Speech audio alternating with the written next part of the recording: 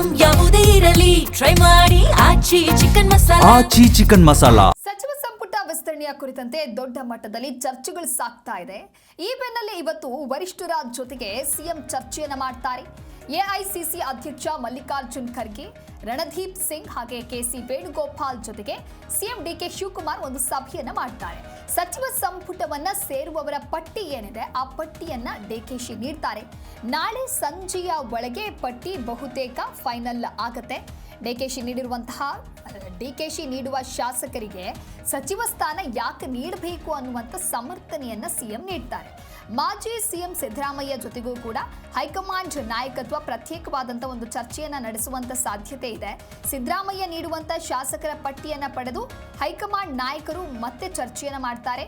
ಇಬ್ಬರನ್ನು ಕೂರಿಸಿ ಒಟ್ಟಿಗೆ ಚರ್ಚೆಯನ್ನ ಮಾಡಿ ಬಳಿಕ ರಾಹುಲ್ ಗಾಂಧಿಗೆ ಮಾಹಿತಿಯನ್ನ ನೀಡ್ತಾರೆ ವೇಣುಗೋಪಾಲ್. ಹಾಗಾಗಿ ಸಚಿವ ಸಂಪುಟ ವಿಸ್ತರಣೆ 20ರಂದು ಫಿಕ್ಸ್ ಅಂತ ಹೇಳಲಾಗ್ತಾ ಇದೆ.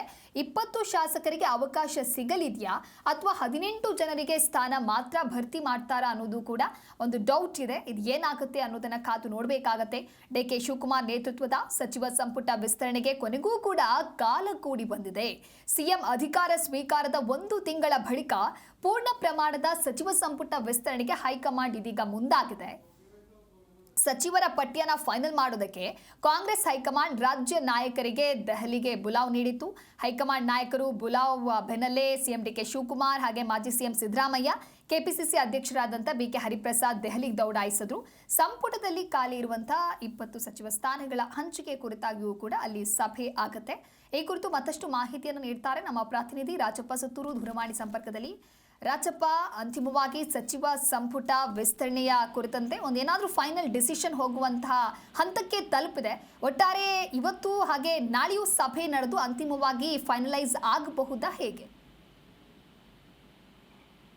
ದಿವ್ಯದಾಸ್ ಇಂದು ಮುಖ್ಯಮಂತ್ರಿ ಸಿದ್ದರಾಮಯ್ಯ, ಎಐಸಿಸಿ ಅಧ್ಯಕ್ಷರು ಮತ್ತು ಕೆಸಿ ವೇಣುಗೋಪಾಲ್ ಸುರ್ಜೇವಾಲಾ ಜೊತೆ ಚರ್ಚಿಸಿ ಒಂದು ಅಂತಿಮ ತೀರ್ಮಾನ ಮಾಡುವಂತ ಸಾಧ್ಯತೆ ಇದೆ. ಇವತ್ತು 2 ಸುತ್ತಿನ ಸಭೆ ನಡೆಸುವಂತ ಸಾಧ್ಯತೆ ಇದೆ. ಮೊದಲನೇದಾಗಿ ಎಐಸಿಸಿ ಅಧ್ಯಕ್ಷ ಮಲ್ಲಿಕಾರ್ಜುನ್ ಖರ್ಗೆ, ರಣದೀಪ್ ಸಿಂಗ್ ಸುರ್ಜೇವಾಲಾ ಮತ್ತು ಕೆಸಿ ವೇಣುಗೋಪಾಲ್ ಜೊತೆ ಮುಖ್ಯಮಂತ್ರಿ ಡಿಕೆ ಶಿವಕುಮಾರ್ ಒಂದು ಸುತ್ತಿನ ಮಾತುಕತೆ ನಡೆಸುವಂತ ಸಾಧ್ಯತೆ ಇದೆ. ಅದಾದ ನಂತರ ಮತ್ತೊಮ್ಮೆ ಮಾಜಿ ಮುಖ್ಯಮಂತ್ರಿ ಸಿದ್ದರಾಮಯ್ಯ ಜೊತೆನೂ ಸಹ ಪ್ರತ್ಯೇಕವಾಗಿ ಚರ್ಚಿಸುವಂತ ಸಾಧ್ಯತೆ ಇದೆ. ಇಬ್ಬರು ಸಹ ನೀಡುವಂತ ಪಟ್ಟಿಯನ್ನು ಇಟ್ಕೊಂಡು ಎಐಸಿಸಿ ಅಧ್ಯಕ್ಷ ಅಂತ ಖರ್ಗೆ ನಿವಾಸದಲ್ಲಿ ಅಥವಾ ಎಐಸಿಸಿ ಕಚೇರಿಯಲ್ಲಿ ಒಂದು ಸುತ್ತಿನ ಚರ್ಚೆ ನಡೆಸಿ ಅಂತಿಮವಾಗಿ ರಾಹುಲ್ ಗಾಂಧಿಗೆ ವರದಿಯನ್ನು ನೀಡುವಂತ ಒಂದು ಸಾಧ್ಯತೆ ಇದೆ. ಇವೆಲ್ಲರನ್ನೂ ಅಂತಿಮವಾಗಿ ತೀರ್ಮಾನ ಕೈಗೊಂಡು ನಂತರ ರಾಹುಲ್ ಗಾಂಧಿ ಯಾರನ್ನ ಸಚಿವರನ್ನು ಮಾಡಬೇಕು ಅಂತ ಬಗ್ಗೆ ಒಂದು ಪಟ್ಟಿಯಲ್ಲಿ ಏನು ನಿಷ್ಕರ್ಷೆ ಮಾಡ್ತಾರೆ, ಆ ನಿಷ್ಕರ್ಷೆ ಮಾಡಿ ಅಂತಿಮವಾಗಿ ರಾಹುಲ್ ಗಾಂಧಿಗೆ ನೀಡ್ತಾರೆ. ಅವರು ಆ ಪಟ್ಟಿಗೆ ಅಂತಿಮ ಅನುಮೋದನೆ ನೀಡುವಂತ ಸಾಧ್ಯತೆ ಇದೆ. ಇದ್ರ ಜೊತೆಗೆ ಏನು 5 ಸ್ಥಾನಗಳನ್ನ ವಿಧಾನ ಪರಿಷತ್ನ 5 ಸ್ಥಾನಗಳು ಜುಲೈ 20ಕ್ಕೆ ಖಾಲಿ ಆಗ್ತದೆ. ಆ ಒಂದು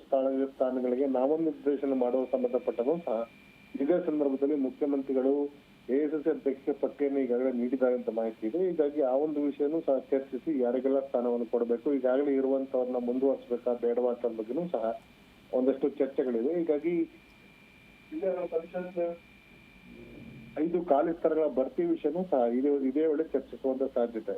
20 ಸಚಿವ ಸ್ಥಾನಗಳು ಖಾಲಿ ಇವೆ. ಹಾಗಾಗಿ ಪೂರ್ಣ ಪ್ರಮಾಣದಲ್ಲಿ 20 ಜನ ಸಚಿವ ಸ್ಥಾನ ಭರ್ತಿ ಮಾಡ್ತಂತಂದಾಗ ಇನ್ನು ಯಾವುದೇ ಸ್ಪಷ್ಟನೆ ಸಿಕ್ಕಿಲ್ಲ. ಹೀಗಾಗಿ 1-2 ಸ್ಥಾನಗಳನ್ನ ಖಾಲಿ ಉಳಿಸ್ಕೊಂಡು ಮುಂದಿನ ದಿನಗಳಲ್ಲಿ ಅಗತ್ಯದಲ್ಲಿ ಭರ್ತಿ ಮಾಡುವಂತ ಒಂದು ಭರವಸೆಯನ್ನು ಕೊಟ್ಕೊಂಡು ಆ ಉಳಿದಂತ 20 ಸಚಿವ ಸ್ಥಾನಗಳಲ್ಲಿ 18 ಅಥವಾ 19 ಸ್ಥಾನಗಳನ್ನು ಭರ್ತಿ ಮಾಡುವಂತ ಸಾಧ್ಯತೆ ಇದೆ.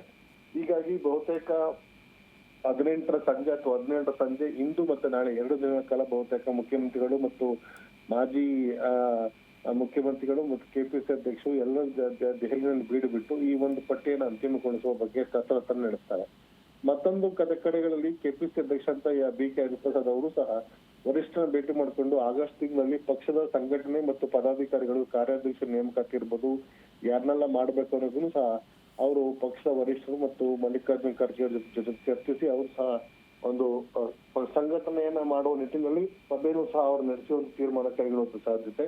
ಒಟ್ಟಾರೆಯಾಗಿ ಈ ತಿಂಗಳ 20ನೇ ತಾರೀಕು ಬಹುತೇಕ 20ಕ್ಕೆ 18ರ ಒಳಗಾಗಿ ಅಥವಾ 17-18ರ ಒಳಗಾಗಿ ಪಟ್ಟಿ ಫೈನಲ್ ಆದ್ರೆ 20ರಂದು ಸೋಮವಾರ ಬಹುತೇಕ ಸಚಿವ ಸಂಪುಟ ವಿಸ್ತರಣೆ ದಿನಾಂಕವನ್ನ ರಾಜ್ಯಪಾಲನ ಅನುಮತಿ ಪಡ್ಕೊಂಡು ಸಚಿವ ಸಂಪುಟ ವಿಸ್ತರಣೆಗೆ ಒಂದು ದಿನಾಂಕವನ್ನು ನಿಗದಿ ಮಾಡುವಂತ ಸಾಧ್ಯತೆ. ಹೀಗಾಗಿ ಬಹುತೇಕ ಎಲ್ಲರ ಚಿತ್ತ ಜುಲೈ 20 ತನಕ ಇಟ್ಟಿದೆ.